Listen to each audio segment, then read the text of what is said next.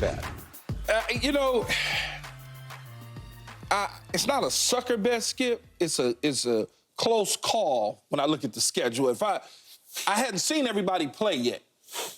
Mm-hmm. But if just off of last year and what the Cowboys didn't do and what some of the other teams did, I got them right around 10.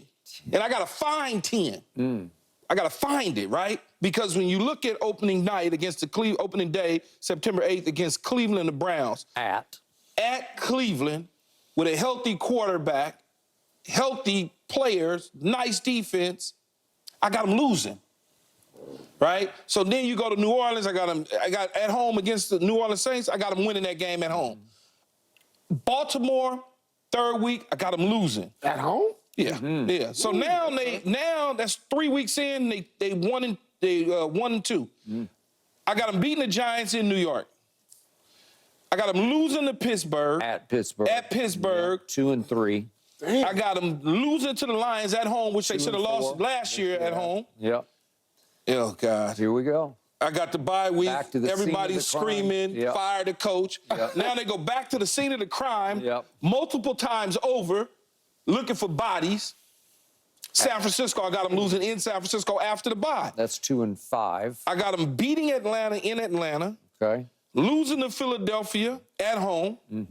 Now, here's where it gets tricky, where I got to find the 10. Can they beat Houston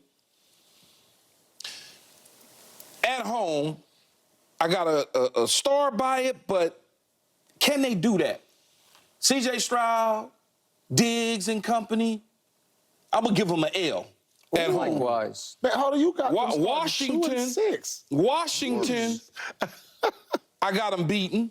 Okay, that's at Washington. I got them beaten at Washington. You know what? I'm up in the air about that. Yeah, I got them beat. I got them beating the Giants again. Yeah. Now, here's one.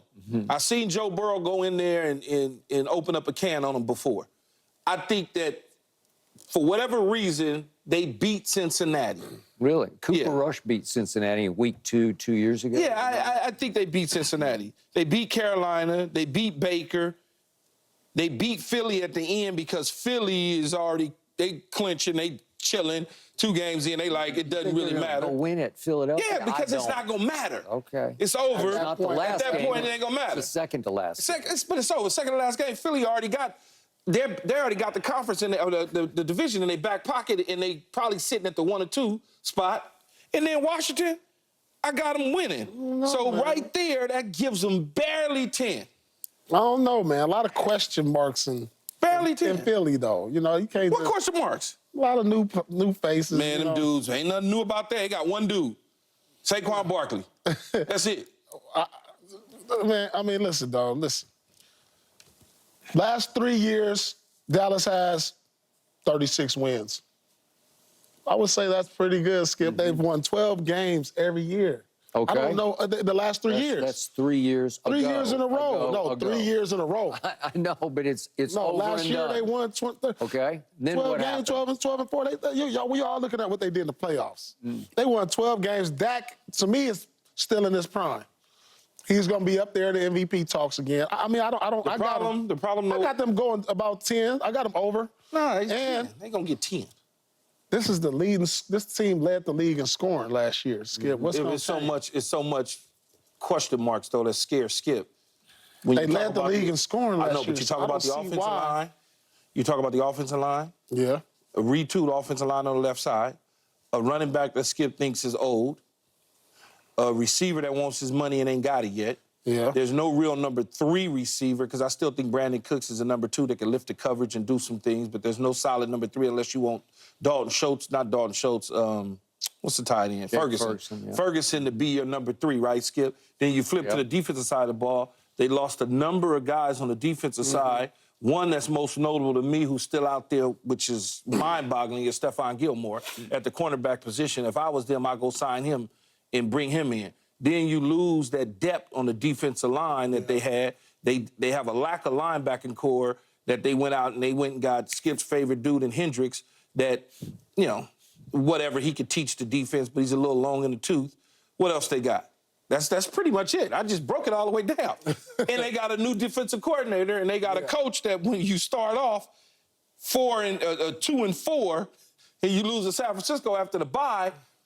But okay, so here's my prediction. Along with that, no, hold on. If my prediction serves me correct, now that I'm looking at it, Skip, if you drop this Browns, you drop this you beat New Orleans, you drop Baltimore, you got the Giants, and then you lose to Pittsburgh and Detroit back-to-back, and you got a bye week, you got to buy Mike McCarthy.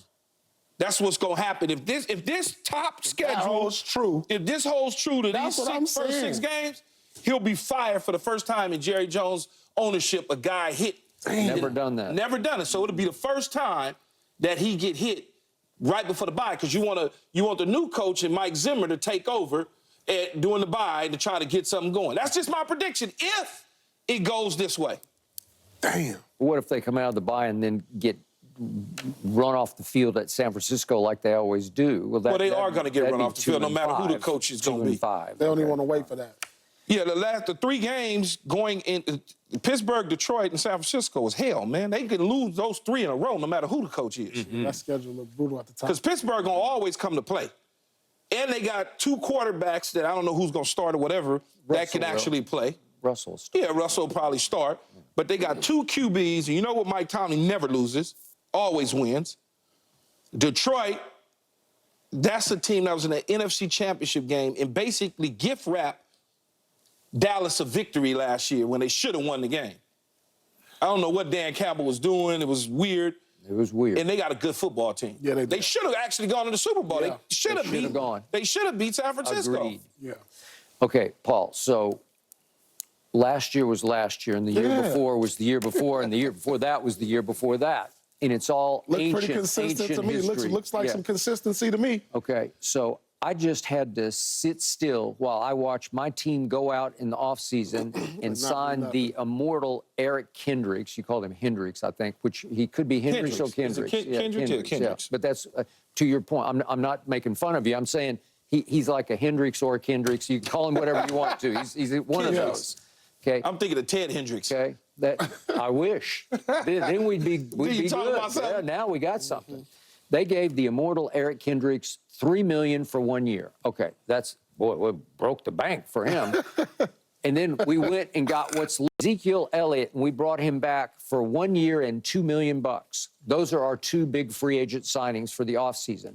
Meanwhile, the Philadelphia Eagles not only won the offseason, but won the draft. To me, they had the best draft and the best offseason. They're way better than we are. You could say it's on paper, but they're just way better. No, they're just way better. Yeah, they're better than y'all. Yeah. They shored it up, man. They plugged the holes. Whatever weaknesses they had in their secondary. Yeah, they got Gardner Johnson and the two kids Devin they drafted drafted. at the linebacker position. Yeah. The kids that they drafted. The 2 best corners in the draft are theirs. Yeah, y'all in trouble. In trouble. Okay, so we lost a left tackle that's a little long in the tooth, but the Jets snapped him right up and gave him pretty good money. We lost a center he's pretty good, and the Commanders gave him a lot of money. They gave him 3 years, $30 million. And Dorrance Armstrong was our best sort of rotational pass rusher, and the Commanders gave him 3 years, $33 million because he can play. So we lost him from the pass rush, and we lost Neville Gallimore to Miami. We lost Dante Fowler to the Commanders from the pass rush. We lost Jonathan Hankins. Not that we could stop the run, but he's gone to Seattle. For whatever it's worth, Lyle Collins, I thought he could ease into a starting role this year, and he's gone again after we had him, you know. And we're going to start 2 rookies at left tackle and center, the 2 most important positions in the offensive line, and it just scares the hell out of me. And our running back room right now is the weakest in pro football. I don't care what you say, it just is. It's just the weakest in pro football. I don't think anybody would argue with you that the names that's in the running back is not, that running back room is not all that exciting. It's just shaky, and I don't know what they're